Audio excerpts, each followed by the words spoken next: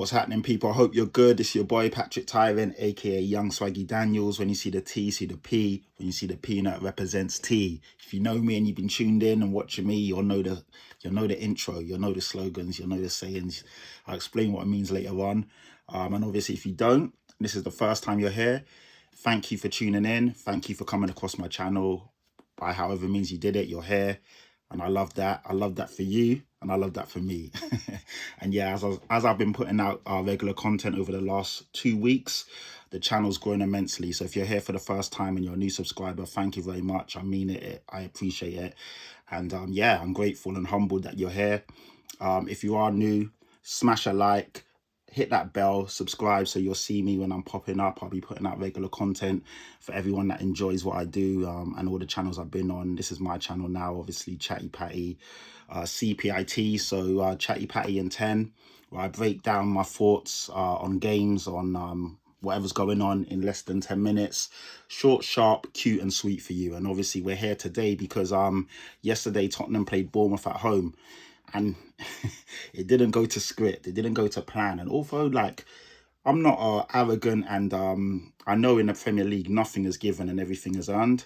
And I was saying it to a lot of my friends who were like, oh, you know, they're putting up all the fixtures and saying, oh, you know, that should be in our next 5, we should win 5 and this and that. And I was like, listen, at the end of the day, football is football. And if you don't turn up, anything can happen and you can get beat. You can become a cropper. And yesterday we saw that for ourselves. You know, Tottenham 0, Bournemouth 1. And Bournemouth were very, very good value for it. It could have easily been 4 or 5. Like, Vicario had a good game. And it's mental to say that when you lose. But the scoreline flattered us and not them. They could have easily had 2 or 3 more on another day. And we just didn't turn up, man. We weren't at it. Maybe there was a bit of arrogance creeping in amongst the players after 2 really good performances. And even if you go back, obviously, the game against PSG where we lost, well, we drew 2-2 and we lost on penalties. That was another good performance. So out of our last 3 games prior to yesterday, it was 3 good performances on the spin. And maybe there was a bit of arrogance seeping in. And yesterday we didn't really apply ourselves, and we didn't turn up at 100%. And yeah, I think Thomas Frank got out-franked in that game. And I mean that with all due respect. I think Thomas Frank is a brilliant coach. He's a masterful tactician. And yesterday we got out-tacticked. The Brighton manager, sorry, Brighton, why am I saying Brighton? The Bournemouth manager, Areola, is a brilliant manager. And I do think he's going to the top. And you can see they've lost 3 of their, 3 fantastic defenders. PSG, Liverpool, and who else have, sorry, my mind's gone a bit blank. And Real Madrid, obviously, yeah, Houston went to Real Madrid, Howson went to Real Madrid. You know, the top teams are coming and cherry-picked their back line. And yesterday, it looked like they were in sync and in tune. And we just weren't at it, basically. And yeah, we need better. I think, for me, Thomas Frank got the midfield wrong.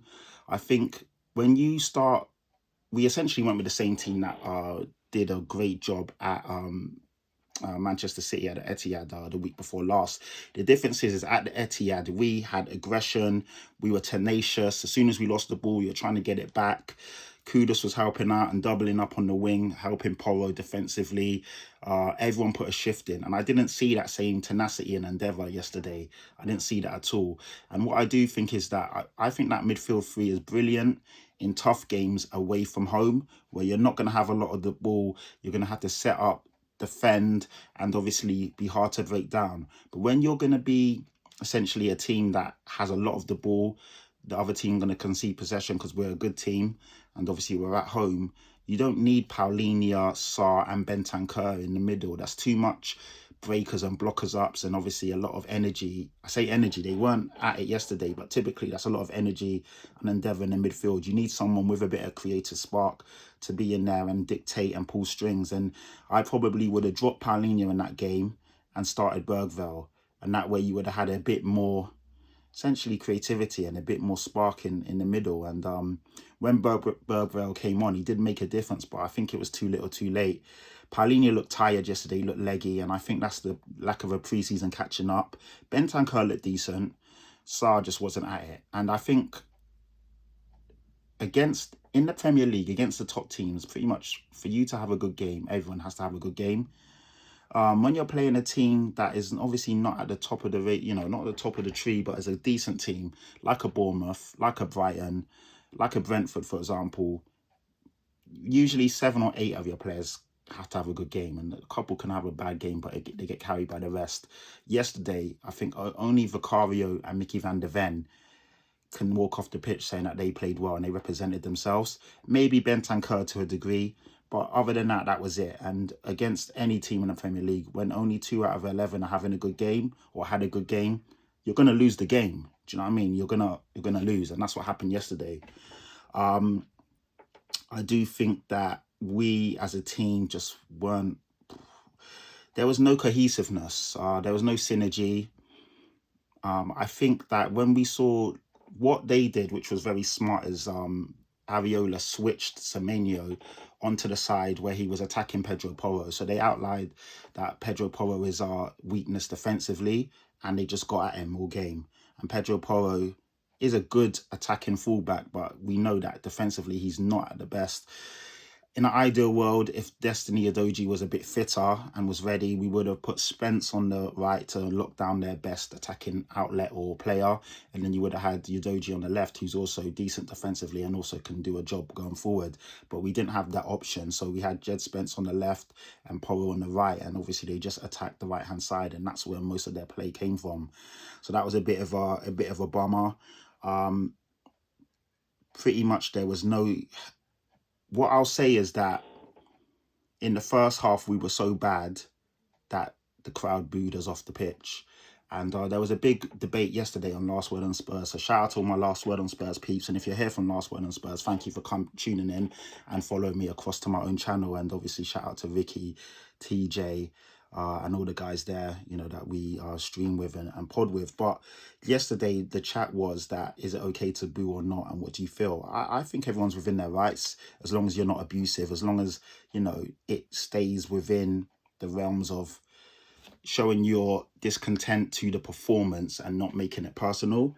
And at halftime, the crowd booed the players off. I've never seen us have no shots on target in the first half in a long time. Our XG was 0.00. There was nothing. We didn't create any sort of attacking threat. Our first shot on target was in the 68th minute when Richarlison laid the ball off to Bergvall, who then took a shot, which didn't really trouble the keeper, but forced the keeper into a save. The 68th minute, our XG for the day was 0.17. I don't ever recall seeing an XG that low. Their XG was 1.145. Sorry, 1.45. So it was quite fair to, you know, they scored 1 goal. Their XG was 1.45. Vicario pulled off a few good saves. So I'm surprised it was that low, to be fair, because there was quite a few shots on target. And what I thought was quite alarming is that the home shot differential of 14, so minus 14 for them, or for us, sorry, and plus 14 for them, we had 5 shots altogether. They had 19. So obviously that's a difference of 14. And that is the most for us at home since Opta began recording stats. So that shows how lackluster we were in front of goal. And we didn't deserve anything out of that game. Our only saving grace is that, even though I hate losing, and obviously no one likes to lose, is that it was only a 1-0 loss, because it could have been a lot worse. And it's just a shame, because we should have been 3 from 3 going into the international break with, you know, puffing our chests out. Xavi Simons just signed. He was presented yesterday before the game kicked off. And you'd think, you know, 3 from 3, have a bit of swagger, do you know what I mean? Like, shoulders on point, and yeah, it just wasn't that. And it's a shame, because it seems to be always the case before international break, is that we put in these meek performances. Hopefully much more to come. I'm not panicking yet. Well, I was saying panicking. Yeah, I'm not panicking. I do understand that Thomas Frank has a lot of work to do, and it's going to take time. And yes, the 2 performances beforehand were good, but it's still the same squad as what we had from the last year. There's the timer. So I'm actually going to stop this and keep true to form. So yeah, thank you for tuning in. Leave a comment down below. Let me know where you tuned in. Let me know your thoughts. Let me know what you feel needs to be changed before our next game. Smash a like, subscribe, and I'll catch you soon, man. So this is Chatty Patty signing out. God bless, take care, and I'll catch you soon. And come on, you Spurs.